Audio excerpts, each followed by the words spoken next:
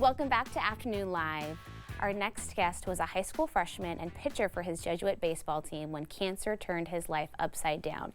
Amputation of his right arm was his only choice for survival, but he met his diagnosis with grace and resilience. Here to share his remarkable story, we welcome Avery Teed and his mother, Tina. Thank you both for being here today. Thank you for having us. So take me back in time about 4 years or so, and you started having some pain in your arm. Yeah, I mean, I was just playing baseball, having a normal time on the team, just hanging out with everyone. And then just kind of slowly, day by day, I started to get like this arm pain that just kind of got worse and worse and worse until I finally, I just had to stop playing for a while. Okay. And I suppose could have caught on a little earlier, but it just kept going, and so eventually when we did catch it, it was a little bit too late. But it probably seemed like a normal sports pain, right, at a certain point. Right. What was that like for you, Mom, when you realized this was a serious diagnosis of osteosarcoma? It was devastating, absolutely devastating to hear the word cancer, especially from such a vibrant child, so healthy.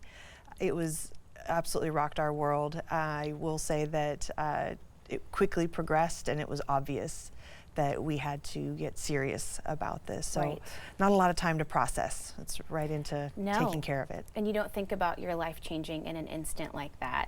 But it sounds like you were just prepared for anything, and you were going to make the most of whatever was going to come your way. Yeah, I mean, it definitely, it's different, right? Had to change a lot in my life, for sure. But, I just kind of figured I'm young enough, I can't call it quits yet. Just got to keep finding ways to do life differently. Absolutely. Yeah. So you go through the amputation process, you get home from the hospital. It sounds like you were sneaking onto the baseball field as soon as you possibly could. Oh, yeah, and you were relearning lefty. Yeah, for sure. What was that like? So I saw this one dude who had one arm, and I saw him just he caught it, he flipped his glove and threw it. I was like, yo, I can totally do that. Right? And so I love that was your reaction. I can do that. Right, and so I went out with my little brother, and we just tried to kind of play catch. Didn't work out too well at first, and slowly just started picking it up to the point where I was like, maybe I could go back to the baseball field, try this, And I had an awesome head coach, and so he invited me out, and then I got to show up to tryouts and kind of show like, hey guys, I'm doing it one-handed. It's kind of different. And you still got to participate with the team in kind of different ways, but I know that you were a really big part of the organization. I don't know about big, but I definitely got to be a part of it. I got to hang out with my teammates, which was cool. I was not the star of the show. I was not out there playing, as much, but I was totally there in practice. I was hanging out with the team during the games in the dugout. But were you umpiring for your younger siblings? Is that right? I did actually. Yeah. I picked that up for about a season or so. I was just out there. I'd kind of pick up when someone didn't show up. Okay. So yeah. And then what about picking up different sports too? I mean, you decided to do skiing and track and a lot of track events as well. Yeah, track was fun. That was senior year. Okay. And I was playing baseball, and I was realizing, all right, so I'm not exactly playing in the games, which is totally cool. These guys are far more talented than I am. And so I figured I'm decently quick. I should go put my talents to use. And so I transferred that year from baseball to track, and it worked out pretty well, I think. I think so. I know. He's being pretty humble, but he's a pretty incredible athlete. 4 state championships the very first time you tried track and field. I'd say it worked out well. I'd say you're doing okay. I know you've been walking through this with him this whole time, but what's it like to hear him just talk about this and the humility? Yes, that is Avery in a nutshell. Yeah. He is more about going and doing, and he is more about having the connections with others, but he's much more comfortable letting other people be the ones that shine and him being there to help support them. But no, you've never been one to point the spotlight at yourself. For sure. Well, which brings us to this recent award. So let me get this right. The 2025 National Federation of State High School Associations Spirit of Sport Award, which you have the plaque with you here. Yeah, for sure. What was that like when you heard that they had chosen to honor you?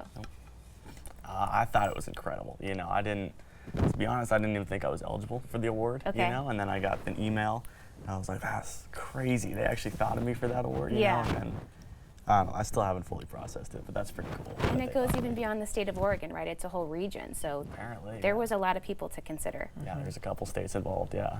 that's cool. What is life like for you now? Are you at PCC, is that right? I'm at PCC right now, yeah, and then I'm looking at University of Portland for next year. Okay.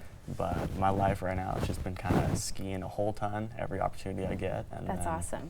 Yeah. Do you have goals or thoughts about career ambitions?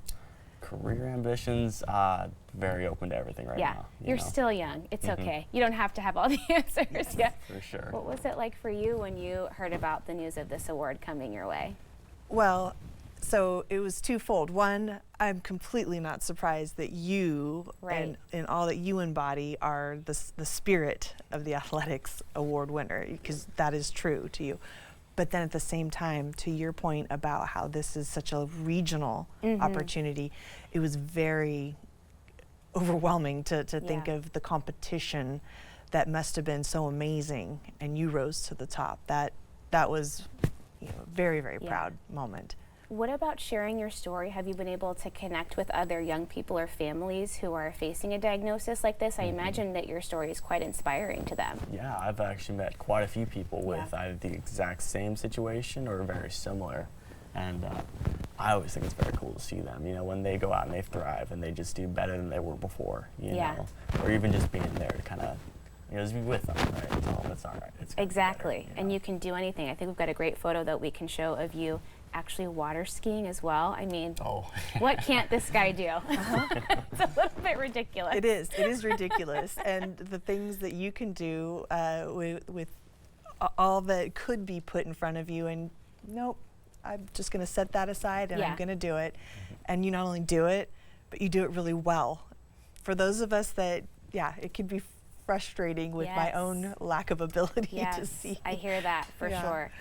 Thank you both so much for being here. It was really great chatting with you, and congratulations again. Thank you so much. Okay, we'll have more information on our website at katu.com. We'll be right back with more Afternoon Live right after this.